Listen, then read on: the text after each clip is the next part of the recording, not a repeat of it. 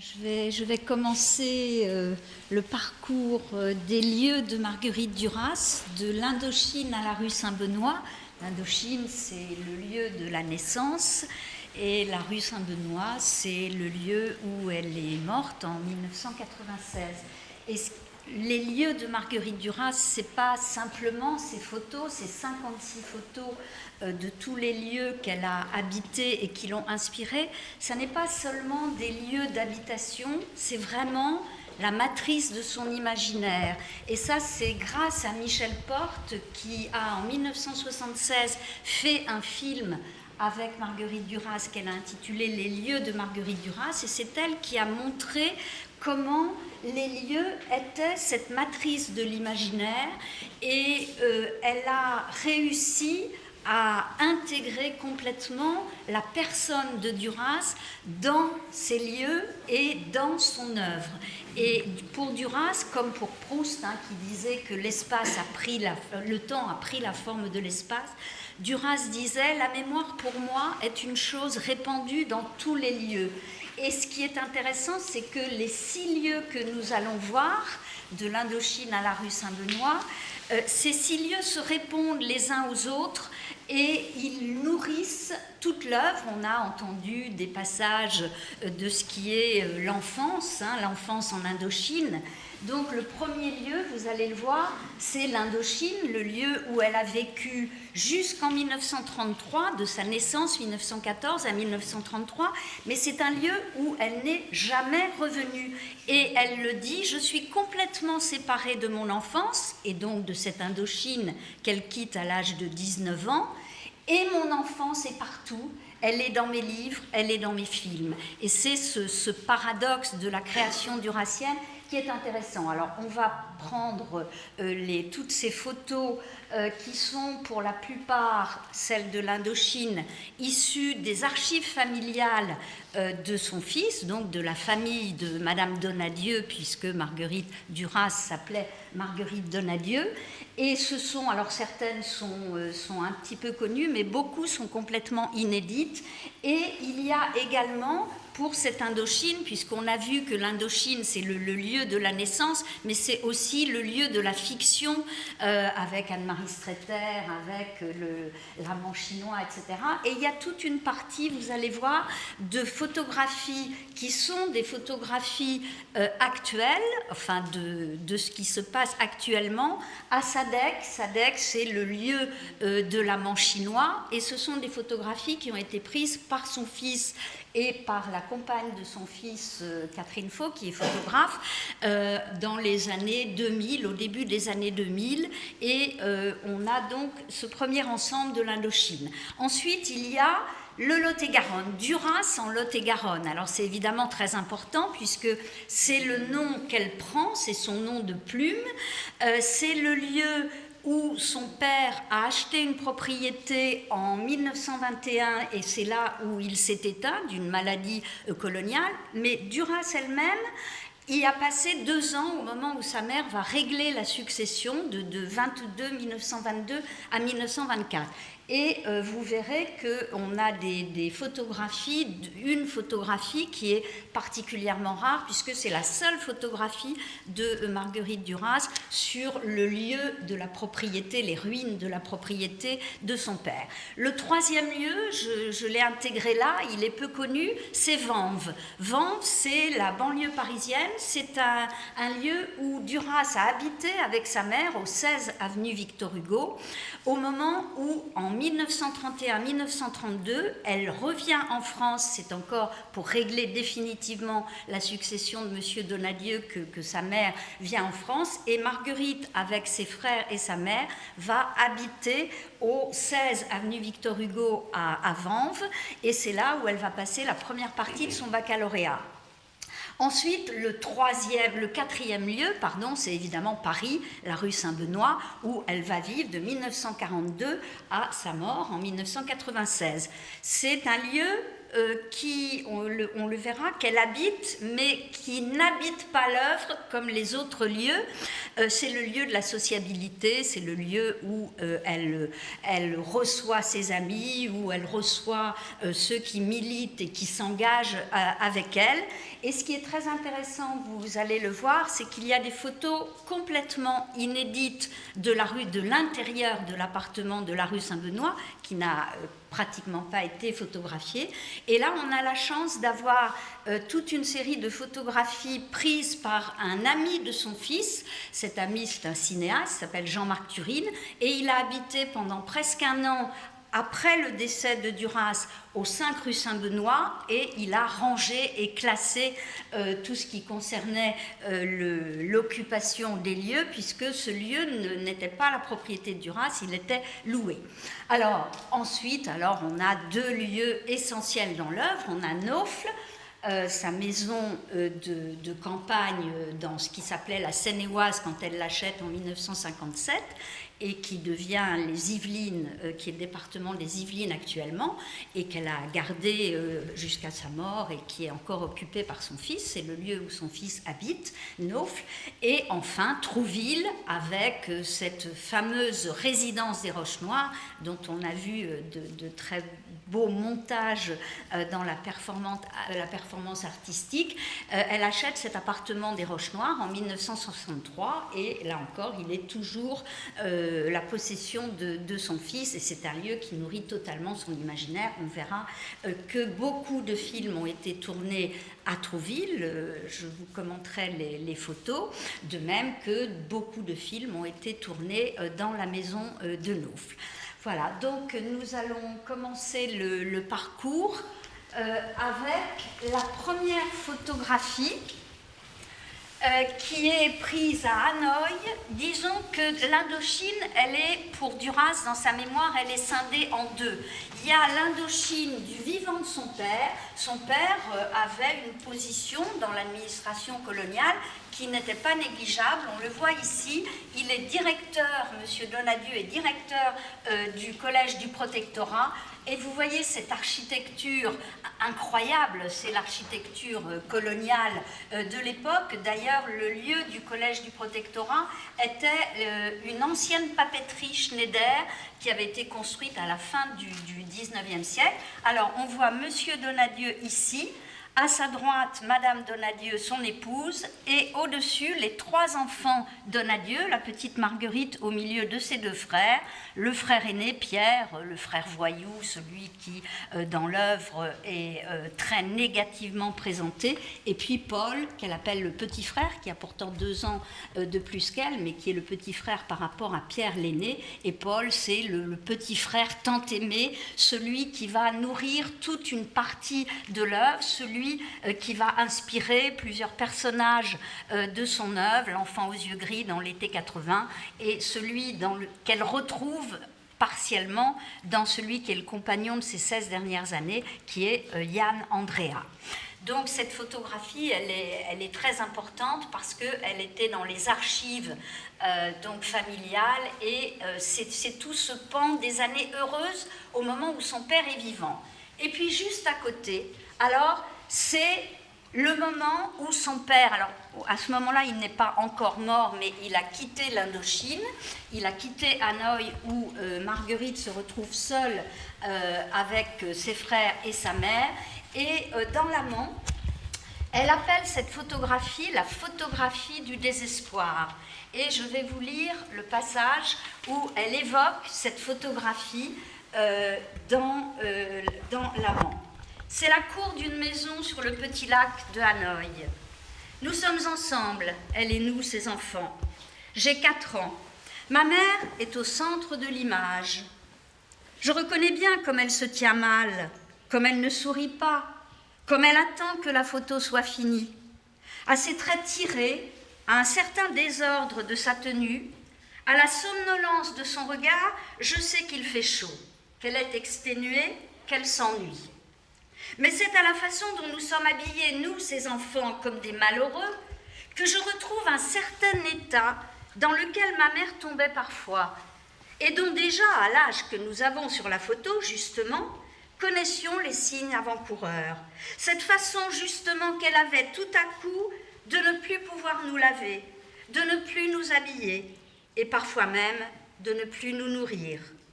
Ce grand découragement à vivre, ma mère le traversait chaque jour. Parfois il durait, parfois il disparaissait avec la nuit. J'ai eu cette chance d'avoir une mère désespérée avec la nuit. D'un désespoir si pur que même le bonheur de la vie, si vif soit-il quelquefois, n'arrivait pas à l'en distraire tout à fait. Ce que j'ignorerais toujours, c'est le genre de fait concret qui la faisait chaque jour nous quitter de la sorte. Cette fois-là, peut-être, est-ce cette bêtise qu'elle vient de faire, cette maison qu'elle vient d'acheter, celle de la photographie, dont nous n'avions nul besoin, et cela quand mon père est déjà très malade, si près de mourir, à quelques mois. Ou peut-être vient-elle d'apprendre qu'elle est malade à son tour de cette maladie dont lui, il va mourir.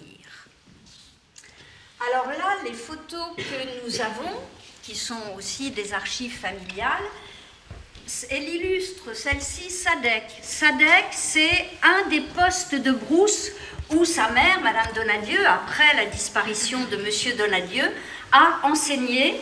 Et en dessous, c'est toujours ce poste de brousse à Sadek, sur la terrasse d'une maison, qui est une maison de fonction, bien sûr, alors que la maison de Hanoï, de la photo précédente, elle avait été achetée par Madame Donadieu.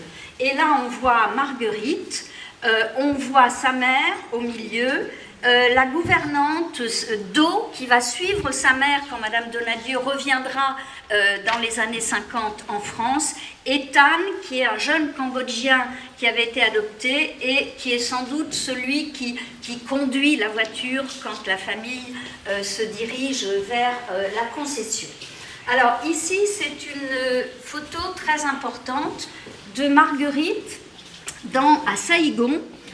C'est en 1933, c'est la dernière année d'Indochine pour Marguerite, et Madame Donadieu avait acheté, après avoir vendu la maison d'Hanoï, avait acheté une maison rue Testard, et là, on peut dire qu'elle va se refaire une santé financière, puisqu'elle accueillera des pensionnaires dans cette maison de la rue Testard.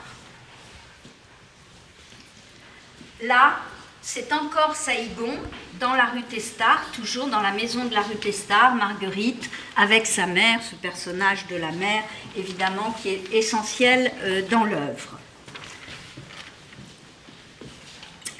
Alors, ici, ce sont les photos en couleur, prises, je l'ai dit tout à l'heure, par son fils, Jean Mascolo, ou par la compagne de son fils, Catherine Faux, qui est photographe et qui vient de faire paraître un ouvrage récemment qui s'appelle « Chez Marguerite Duras », où elle a filmé différents lieux tels qu'ils se présentent actuellement, des lieux de Marguerite Duras, mais à la période actuelle, je dois préciser que quand nous avons, avec Jean Mascolo, imaginé cette exposition, il tenait beaucoup à ce que la plupart des photos soient des lieux tels que Duras les avait connus. Alors là, ça n'est pas tout à fait le cas, c'est un peu l'exception, mais c'est extrêmement important, je dirais, pour la légende de la fiction durassienne, parce que c'est cette maison de Sadek qui est dite maison de l'amant, et à l'époque où elle a été photographiée par Jean Mascolo et Catherine Faux, elle était un commissariat, elle avait été transformée en commissariat, et maintenant elle est redevenue une maison, disons, particulière, qui est aussi un musée, et ce qui est incroyable, c'est que le mythe et la fiction se confondent avec la réalité, parce que cette maison, elle appartenait à un personnage qui est sans doute l'amant chinois, qui s'appelait Tuilé, et ce Tuilé avait des ancêtres. Donc dans la maison actuelle, il y a une partie, on le voit ici, avec l'hôtel des ancêtres de Tuilé, et puis à côté, on n'a pas les photos, mais à côté, il y a des photographies de Marguerite Duras et de sa jeunesse en Indochine avec sa mère. Donc on voit se mêler le réel et la fiction de façon assez incroyable, et c'est devenu un haut lieu touristique. Donc là, voilà l'intérieur de la maison dite de l'amant chinois avec l'hôtel des ancêtres.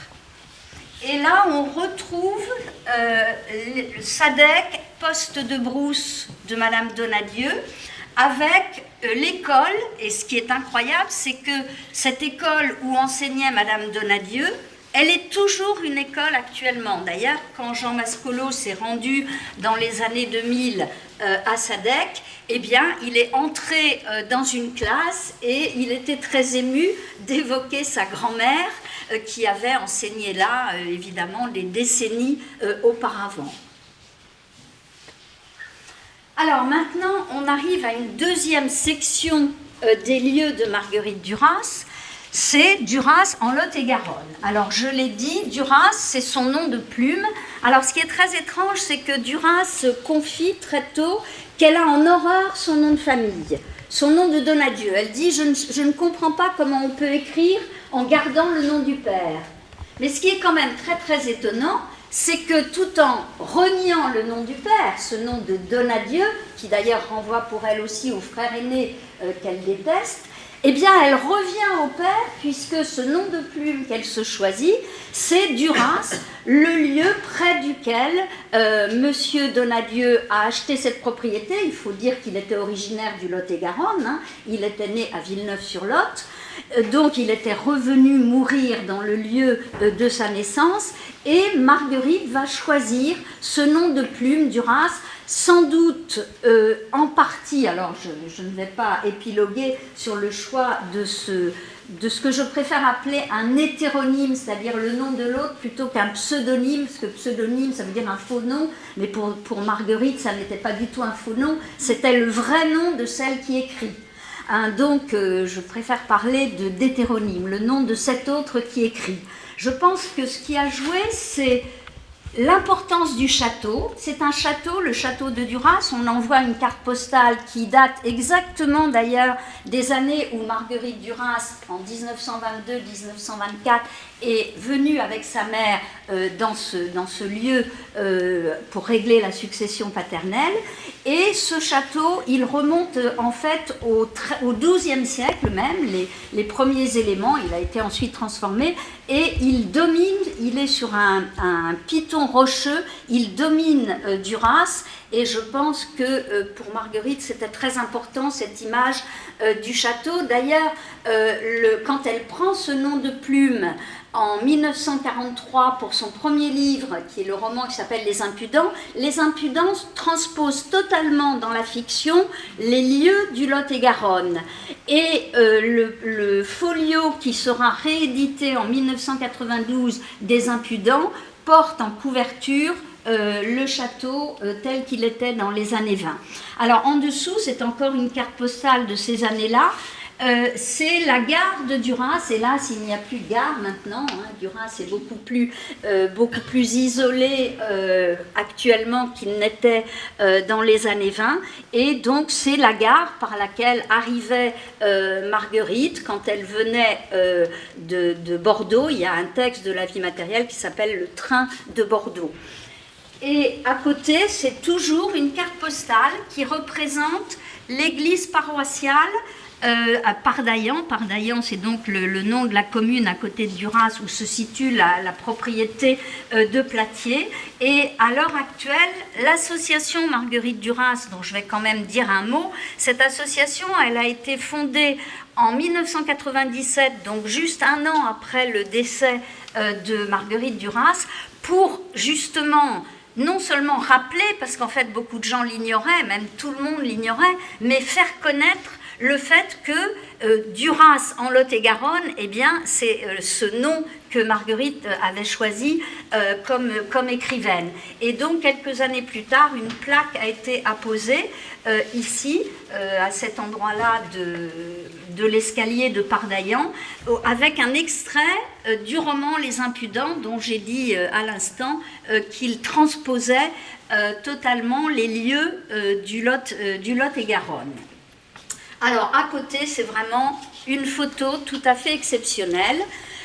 qui a été prise, alors 1965-1966, on peut hésiter sur la date, c'est la seule fois où Marguerite est revenue sur les lieux donc, de cette propriété. Cette propriété, elle a été dévastée par le feu dans les années 50, et donc ce sont des ruines, de magnifiques ruines d'ailleurs, mais ce sont des ruines. Et Duras était venu accompagner un scénariste avec qui elle travaillait, Jean Chapeau, et c'est un peintre de la région, Jannick Ducos, qui l'avait prise en photo devant ces ruines. Et je vais vous lire un extrait d'un entretien que Marguerite avait donné à Marianne Alphand dans Libération en 1992, où elle évoque ce lieu. Mon père avait acheté cette propriété qui s'appelle en fait Platier, entre Allemans et Duras, avant la route de Pardaillan pour ses 5 enfants. Moi, mes 2 frères, 2 autres fils d'un premier mariage. Ce qui m'épatait le plus dans cette maison, c'était le parc. Je croyais qu'on était riche parce qu'il y avait un bassin et des palmiers, et de grands sapins, et un petit escalier de marbre qui donnait sur la départementale. La grande plongée de mon enfance dans l'inconnu, c'était pendant que mes frères étaient chez le curé pour apprendre le latin. Mes journées entières dans le parc, seuls. Ce n'était pas un château, c'était une demeure de vignerons riches, avec un chai, grand comme la maison, du vin, des prunes et beaucoup de vignes. Mais l'écriture, je sais d'où elle vient, je revois. C'était une terre très déserte, pauvre. Les gens vivaient d'un petit vin et de fruits, des pruneaux, du tabac, des artichauts aussi, pour les Parisiens, et du cochon annuel.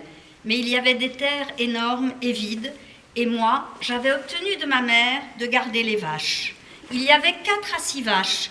Mes plus beaux souvenirs, c'était de partir avec les vaches, de leur faire traverser la route départementale et d'aller le long du Drô. Le Drô, c'est une petite rivière qui longe la propriété. Et la fin de mon bonheur est là.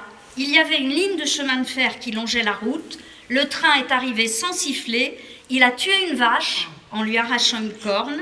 Elle a perdu tout son sang. Je parle dans ce livre de cette peur, de cette vache qui s'appelait Brune. J'ai encore dans la tête ces cris. On a dû la battre le lendemain. Quand je me revois d'ici, je me revois comme n'étant personne, mais déjà sur le chemin pour devenir quelqu'un comme un écrivain. Et dans Les Impudents, il y a un passage qui décrit exactement la région. Tout autour d'elle, elle sentit les terres qui s'étageaient, les champs, les fermes et les villages. Le Dior, c'est en fait le Drô, elle l'a transposé en Dior dans le roman, comme s'ils eussent fait partie d'un ordre harmonieux et permanent, assurés de survivre aux hommes qui ne faisaient qu'aller et venir sur ce petit coin du monde. Nous arrivons maintenant au 3e lieu, occupé brièvement, l'appartement de Vanves. Je dirais que c'est plus, c'était loué, ça n'était pas la propriété de Madame Donadieu, mais c'est quand même intéressant parce que c'est tout récemment qu'on a découvert qu'elle habitait au 16 avenue Victor Hugo avec sa mère et ses frères en 1931-1932 et une plaque en 2015 a été inaugurée au pied de cet immeuble. Vous pouvez la voir si vous passez au 16 avenue Victor Hugo. Alors on la voit ici dans l'appartement. Vous remarquerez parfois d'ailleurs pour identifier les photos avec Jean Mascolo, on a eu du mal pour savoir si telle photo était prise dans l'appartement de l'avenue Victor Hugo à Vanves ou dans la maison de la rue Testard à Saïgon. On dirait que c'est très éloigné, mais le genre de décor et d'ameublement était exactement les mêmes. Donc là, on la voit encore dans l'appartement avenue Victor Hugo, cet appartement typique des années 30. Alors, rue Saint-Benoît à Paris. La rue Saint-Benoît, je l'ai dit, n'a pas véritablement inspiré l'œuvre, mais sur Paris, nous allons entendre Geneviève qui va nous lire un passage où Duras évoque ce que représente Paris et la rue Saint-Benoît avant que je ne revienne sur le commentaire des photos. Ici, la mer qui protège de l'étouffement, de l'ensevelissement dans la ville. Ici, Paris vous apparaît comme une bévue, un état inadmissible de la cité. C'est là, à Paris, que se trouve le marché de la mort, celui de la drogue, celui du sexe. C'est là qu'on assassine les vieilles dames. C'est là qu'on fout le feu aux immeubles dortoirs des Noirs, 6 en 2 ans. C'est là qu'il y a tout un peuple automobile qui est mal élevé avec sa bagnole, grossier, insultant, qui assassine avec sa bagnole. Les nouveaux riches des circuits financiers de l'héros, l'héroïne, les PDG de la mort. Ça roule en Volvo et en BMW. Avant ces marques, c'était l'élégance dans ses conséquences cachées, celle des souliers, du parfum, de la voix et du parler poli à tout le monde. C'était, si on veut, le snobisme de la discrétion. Maintenant, ces marques, on n'a plus envie de les acheter. Paris, la ville, la Médina, on s'y perd. Le lieu le plus sûr pour protéger le crime, l'effacer, l'absorber. La molécule de 12 millions d'habitants. Un crime comme celui d'avant-hier de Georges Besse ne peut se concevoir qu'à Paris.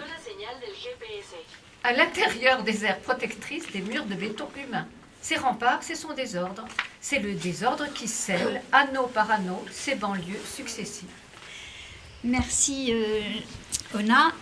Ce texte est extrait de La vie matérielle 1987, donc vous avez en écho toute une partie de la vie de l'époque. C'est d'ailleurs en 1986 que Duras va croiser le fer avec Le Pen. Elle sera même en procès avec lui. C'est tout le moment de la naissance de Touche pas à mon pote, SOS racisme, etc. Et on en a des échos. C'est le Paris de ces années-là qu'on entend là. Je vais vous lire maintenant un tout petit passage, toujours de La vie matérielle, où elle évoque le 6e arrondissement, où se situe donc la rue Saint-Benoît, où elle emménage, je l'ai dit, en 1942, grâce à Ramon Fernandez qui habitait dans le même immeuble au-dessus et qui lui a signalé, c'était difficile de se loger dans ces années-là, qu'il y avait un appartement à louer, et donc elle y entre au 3e étage du 5 de la rue Saint-Benoît, et elle y restera jusqu'à sa mort, mais dès qu'elle est morte, évidemment, les légitimes propriétaires vont demander que tout Duras soit effacé du 5 de la rue Saint-Benoît, donc il n'en reste strictement rien, enfin j'entends dans l'appartement, plus aucun vestige de Marguerite. J'ai raté tout des plaisirs du 6e arrondissement dont on parlait dans le monde entier. Le Tabou, j'y suis allée une fois, je crois, peut-être 2 fois, mais non, je ne crois pas. C'était une boîte de nuit. J'ai regardé les Deux Magots, le Flore, très peu, très peu. Dès que j'ai fait Hiroshima, que j'étais reconnue, ça a été fini. J'ai fui ces terrasses mortelles. J'ai fréquenté l'IP à cause des Fernandez. Mais je suis allée aux 4 saisons. Pourquoi ? À cause de l'orgueil. J'étais trop petite pour aller dans des lieux où les femmes étaient grandes. J'étais habillée chaque jour pareillement. Je n'avais qu'une robe, noire, celle de la guerre, passe-partout. J'avais honte, comme souvent les jeunes gens, de ne pas être à la page. En somme, pour des raisons diverses, la honte recouvre toute ma vie. Très vite, c'est trop tard dans la vie pour aller au Tabou ou aux Deux Magots. Très vite, c'était fini. Les lieux publics où danser de mon temps, je parle des femmes. Alors, ici, nous avons une photo, toujours des archives familiales. C'est Marguerite Duras, donc dans l'appartement de la rue Saint-Benoît. On a quand même quelques rares photos de l'époque, en noir et blanc bien sûr. Elle est là, dans les années 50, avec son fils, Jean Mascolo, dit Outa. Alors, à côté, c'est très intéressant parce que, je l'ai dit tout à l'heure en introduction, la rue Saint-Benoît ne va pas nourrir son imaginaire, mais en revanche, c'est le lieu de la sociabilité, puisque c'est là où se réunissent tous ceux qui s'engagent avec elle, et on a donc appelé le groupe de la rue Saint-Benoît tout un ensemble d'intellectuels qui ont milité à ses côtés.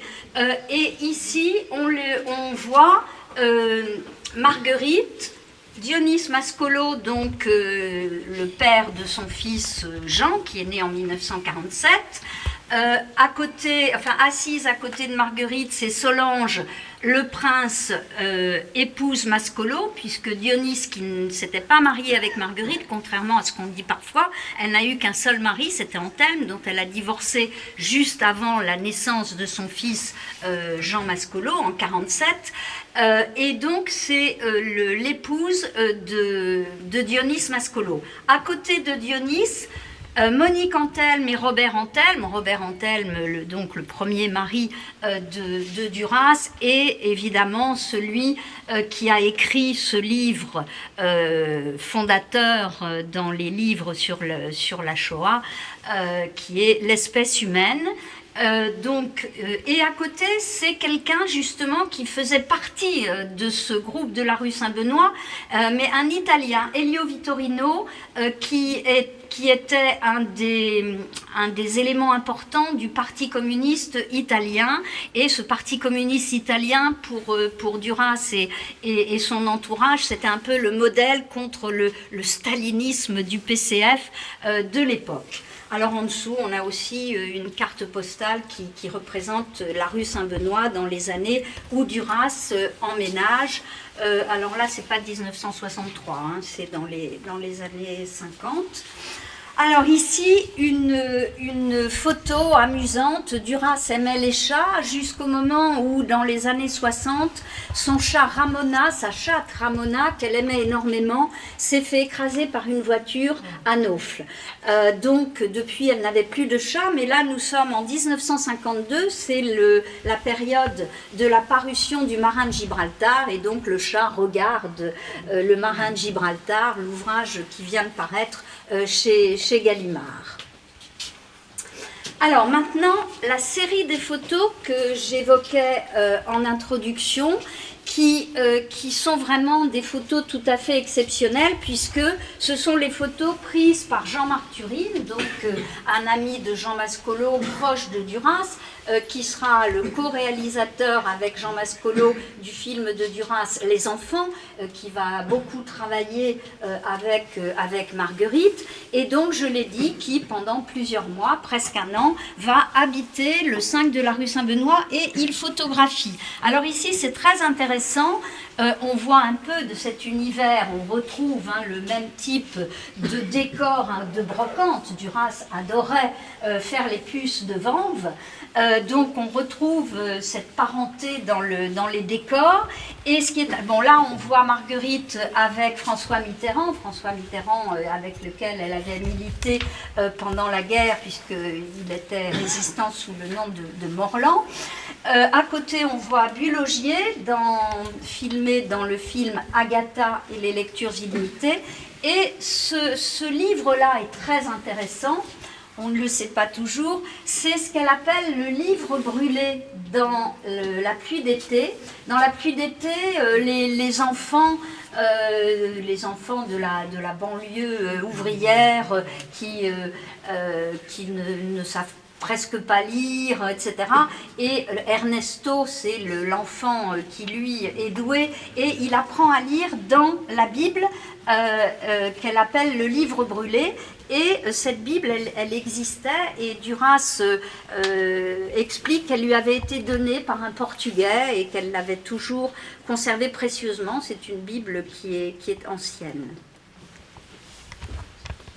Alors à côté, vous retrouvez le même divan que nous avions en noir et blanc dans les années 50 où elle était photographiée avec son fils. C'est le salon de la rue Saint-Benoît.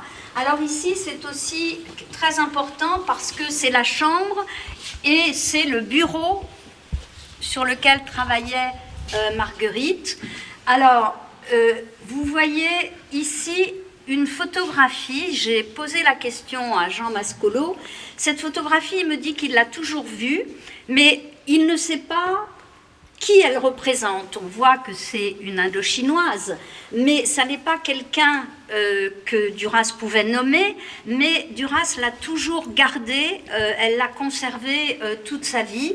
Et puis là, on voit encore ce décor qui est celui de l'appartement, comme il est celui de Naufle, nous le verrons, comme il est celui de l'appartement de Trouville. Alors ici encore, avec les photographies, Duras aimait beaucoup encadrer et avoir les photographies de ceux qu'elle aimait autour d'elle.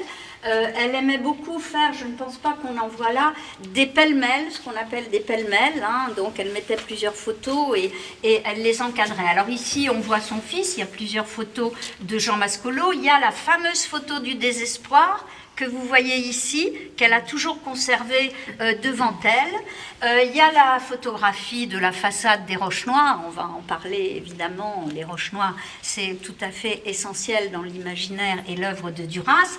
Et ici, c'est la photographie de Paul dit le petit frère, hein, qui jouait du tennis, on le voit là, avec une raquette. Alors ici, Marguerite Duras est avec Jérôme Beaujour. Jérôme Beaujour, c'est quelqu'un qui est aussi très important dans l'œuvre de Duras. C'est avec lui qu'elle s'est entretenue dans La vie matérielle, dont on vous a lu tout à l'heure deux extraits.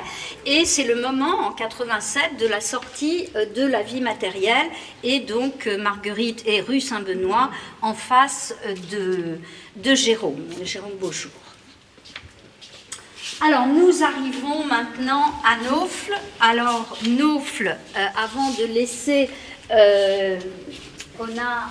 lire Naufle, ce qui concerne Naufle, je vais dire quand même deux mots de ce qu'elle a représenté pour Duras. Duras dit « J'aime Naufle, je n'avais pas de patrie, et voilà qui est fait.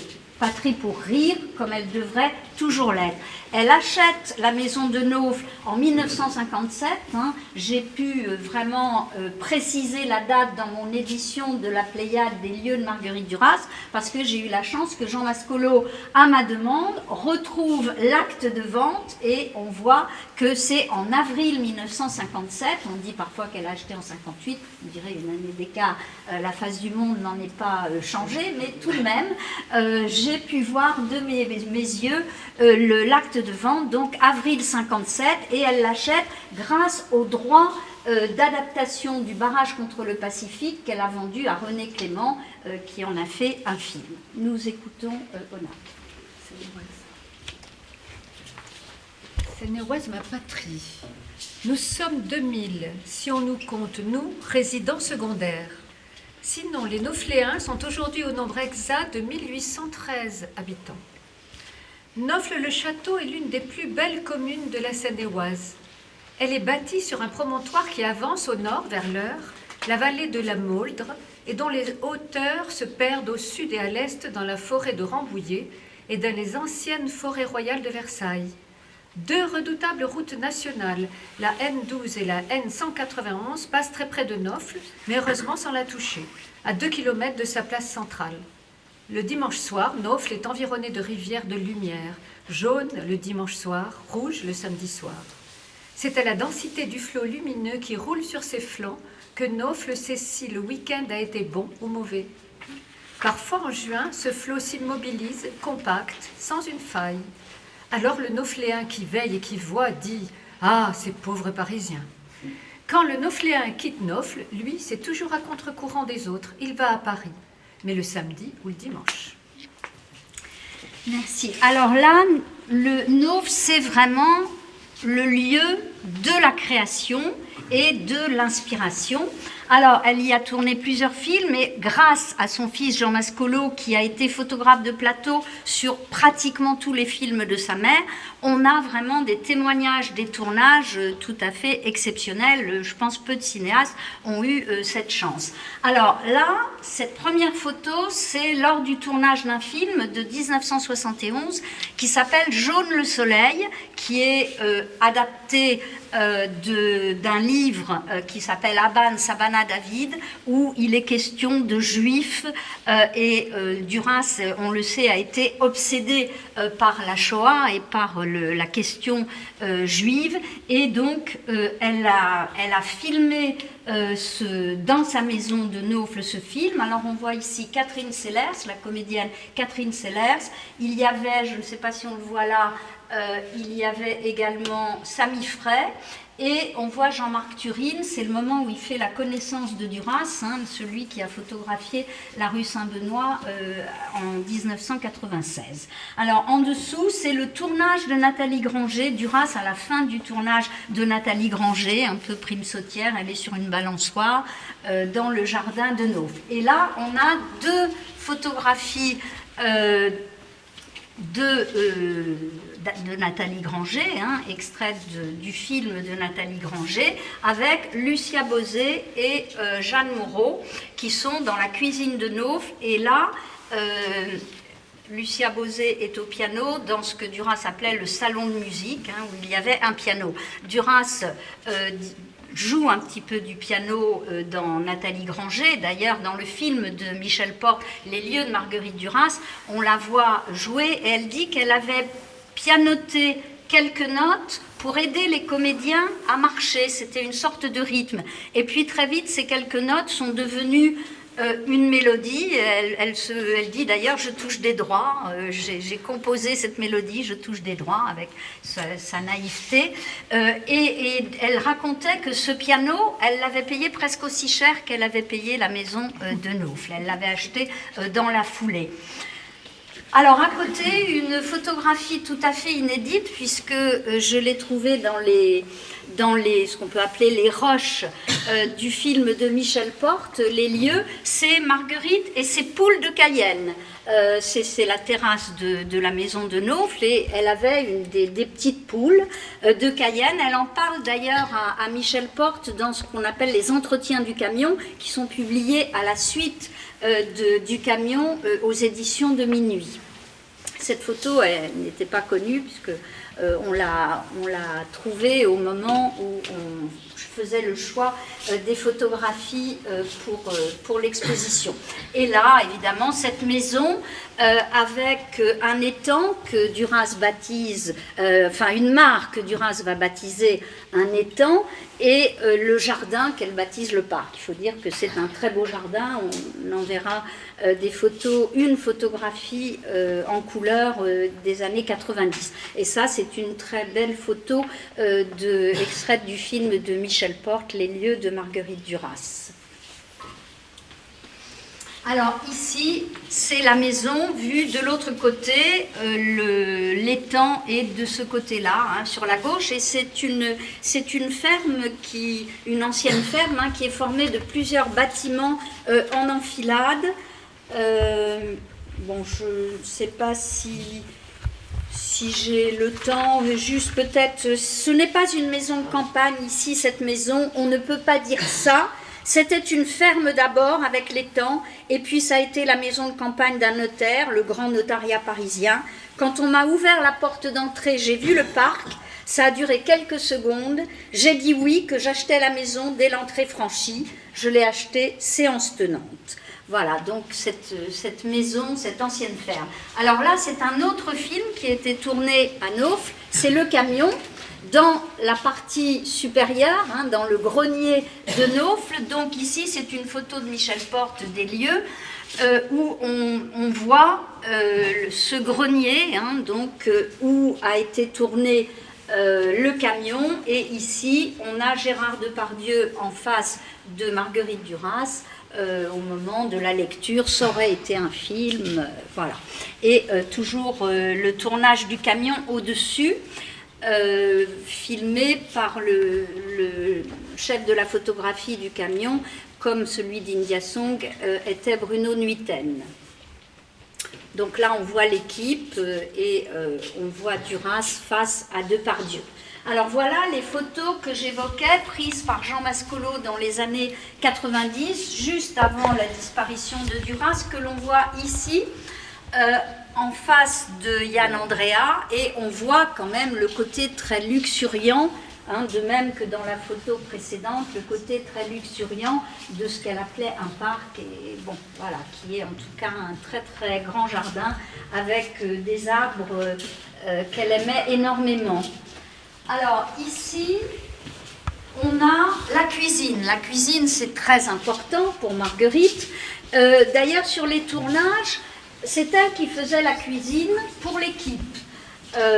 pour toute l'équipe. Elle faisait de grands plats. Et la cuisine à Naufle, c'est vraiment un lieu où on vit beaucoup, encore actuellement, où son fils réside à Naufle, et la cuisine est conservée telle qu'elle. Et c'est évidemment quelque chose d'important, cette cuisine, parce que après la disparition de sa mère, Jean Mascolo a fondé les éditions Benoît Jacob. Benoît Jacob, c'est rue Saint-Benoît, c'est le côté de sa mère, et rue Jacob, c'est le côté de son père. Dionys habitait rue Jacob, et en hommage à ses deux parents, il fonde les éditions Benoît Jacob, et le premier livre qu'il fait paraître, qu'il publie, c'est La cuisine de Marguerite, avec à la fois des photographies, dont celle-ci, de la cuisine, et surtout des recettes de sa mère. Et malheureusement, Yann Andrea, l'exécuteur testamentaire, donc le compagnon des 16 dernières années, va contester la légitimité de faire paraître un livre de recettes, et il va attaquer, et le livre sera interdit. Ce qui est une erreur, parce que j'ai travaillé sur les archives, et par exemple je sais que pour la vie matérielle ou pour écrire, Duras avait prévu de mettre des recettes. Elle y tenait beaucoup. D'ailleurs, ces recettes sont rédigées, ce sont des vraies œuvres d'art. Hein. D'ailleurs, si on essaie il n'y a pas vraiment de mesures, de proportions, bon. Mais ce sont de vraies pages de Duras. Donc, elle avait prévu de les mettre. Et puis, POL, Paul Tchaikovsky-Laurence, au moment où elle publie La vie matérielle, lui dit: oh, Marguerite, peut-être ce sera pour une autre fois. Mais ça n'était pas du tout sacrilège qu'après sa disparition, son fils ait envie de publier ses recettes. Ça ne s'est pas fait, mais en revanche, à la disparition de Yann Andrea en 2014, l'arrêté d'interdiction de la cuisine de Marguerite est tombé, et il a été réédité. Vous pouvez vous le procurer, c'est un joli petit livre de recettes. Il y a des recettes, il y a des photos, il y a des paroles de Duras sur sa façon dont elle conçoit la cuisine. Pour elle, faire la cuisine pour les autres, c'est une façon de leur montrer qu'on les aime. Alors ici, c'est la salle à manger, hein, ça c'est la porte qui donne sur la cuisine. Donc on voit toujours ces lampes avec les abat-jours de Guingois, etc. Enfin, c'est toujours ce même ameublement. Ici, c'est le salon de musique, hein, qu'on a vu dans le tournage tout à l'heure, dans une photo du tournage de Nathalie Granger. Ça, c'est une pièce du rez-de-chaussée. Et ici, c'est une pièce du palier du premier étage. Alors, nous arrivons évidemment maintenant à Trouville, la résidence des Roches-Noires, qui, là encore, pour Duras, est évidemment essentielle, a été essentielle. C'est là où elle a tourné plusieurs films. On va en voir des photographies de tournage. Alors ça, c'est une photo qui est amusante, si je puis dire. C'est une des premières photos prises par Jean Mascolo, son fils. Il devait avoir 16 ans, et c'est le port de pêche de Trouville sur la Touques. Voilà, on a tenu à le mettre. Alors ici, c'est Marguerite dans les années 60, dans l'escalier près des Roches-Noires. Alors les Roches-Noires, ont rendu hommage à Duras après sa mort. La ville de Trouville a baptisé un escalier, bon, ça me paraît un peu pauvre, un escalier pour Duras, mais enfin, c'est l'escalier sur lequel donnent ses fenêtres, puisque, on le verra tout à l'heure, les Roches-Noires, il y a la façade qui donne sur la mer, qui est évidemment les appartements les plus beaux et les plus recherchés, et puis il y a les appartements qui donnent de l'autre côté, du côté court, du côté de ce qu'elle appellera dans l'été 80 les collines d'argile, mais on peut quand même, en se déplaçant sur les balcons, aller des fenêtres de son appartement aux fenêtres qui donnent face à la mer, et vous verrez qu'il y a des tournages qui se font sur cette partie du balcon. Elle avait d'ailleurs fait scier à un moment une séparation entre deux appartements pour pouvoir plus facilement venir avec sa caméra sur le devant de la façade des Roches-Noires. Donc là, c'est ce qui est maintenant l'escalier dit Marguerite Duras. Alors ici, on a un tournage de La femme du Gange. La femme du Gange, hein, c'est un film qui est issu de textes autour, qu'on appelle le cycle indien, autour de l'amour ou l'amour ou le ravissement de l'Olvestein. Et on reconnaît ici Gérard Depardieu et Catherine Sellers. Et ce qui est très important pour Duras, c'est que elle dit, ce qui me plaît à Trouville, ce sont les étendues de sable. Plus que la mer, ce sont les étendues de sable qui lui rappellent les étendues de sable de l'Indochine, ces mers illimitées, ces étendues de sable où déambulent les personnages de La femme du Gange. Alors ici, c'est encore le tournage de La femme du Gange. On est là sur les planches de Trouville avec l'équipe. C'est une photo de 1972. Et au-dessus, on est devant la façade des Roches Noires. On reconnaît derrière Duras celui qui a été son assistant sur certains films, Benoît Jacquot. Et l'appartement, elle l'a acheté en 1963. Elle dit qu'elle l'a acheté séance tenante, comme elle avait acheté Louvre séance tenante. Elle a répondu à une petite annonce dans le Figaro. Elle a pris sa voiture, elle est allée aux Roches Noires et elle a tout de suite acheté cet appartement. Donc elle a toujours conservé. Elle dit c'est le lieu où j'ai écrit l'Olvestein et ce lieu où j'ai écrit mes livres est devenu un lieu de mes livres. Alors ici c'est le côté court, ce que j'évoquais, la façade côté mer et de l'autre côté. Et c'est l'entrée principale des Roches Noires. On reconnaît ce palace des années 1860. Il a été construit, ce palace, ce grand hôtel des Roches Noires, dans les années 1860. Et on voit là l'entrée à tourniquet, la porte à tourniquet qui donne sur le hall. Alors, le hall des Roches Noires, dont Duras dit dans un film de son fils qui s'appelle Duras Film, elle dit c'est le plus beau hall du monde. Bon, toujours c'est son emphase, mais effectivement c'est un lieu magique, magnifique, avec ses grandes ouvertures sur la mer, et c'est un lieu où donc elle a tourné, on l'a vu, La femme du Gange, et où elle va tourner également Agatha, et ici nous sommes dans le hall des Roches Noires au moment du tournage d'Agatha en mars 1981.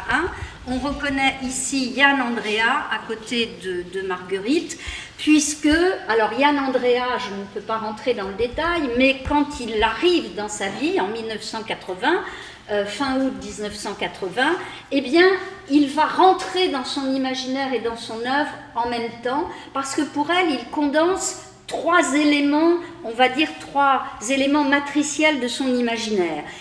Il est pour elle le petit frère tant aimé. Il fait revivre la figure de Paul, ce petit frère qu'elle a aimé d'un amour incestueux. Il ne s'agit pas d'un inceste réalisé, et je dirais on n'est pas dans le fait divers graveleux, mais c'est pour elle l'amour pour le frère, l'amour incestueux pour le frère, c'est le comble de l'amour.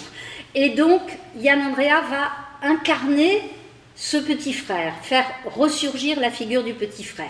Il va également incarner l'enfant aux yeux gris dont elle parle, dont elle raconte l'histoire dans l'été 80, qu'elle écrit au moment où Yann arrive. C'est La jeune fille et l'enfant. La jeune fille et l'enfant, c'est l'histoire d'amour transgressive, mais là encore rien n'est réalisé, on est purement dans quelque chose de fantasmé et de platonique. C'est une jeune monitrice de 18 ans qui aime et qui est aimée d'un enfant de 7 ans, l'enfant aux yeux gris. Et quand Yann arrive, elle lui dit « Yann est l'enfant aux yeux gris ». Et donc, elle se confond avec la figure de la jeune fille, de la jeune monitrice dans l'été 80.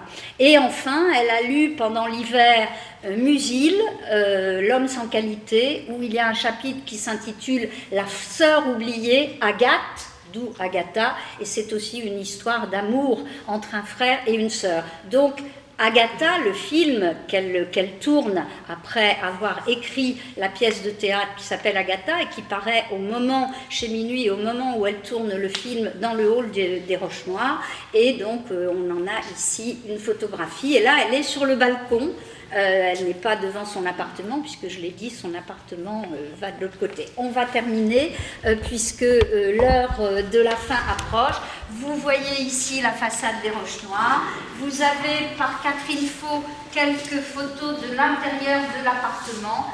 Et on termine avec cette célèbre photographie de Duras, l'année où elle achète les Roches Noires, en 1963, devant l'ancien palace des Roches Noires, devenu résidence d'appartement. Voilà. Merci beaucoup. Merci.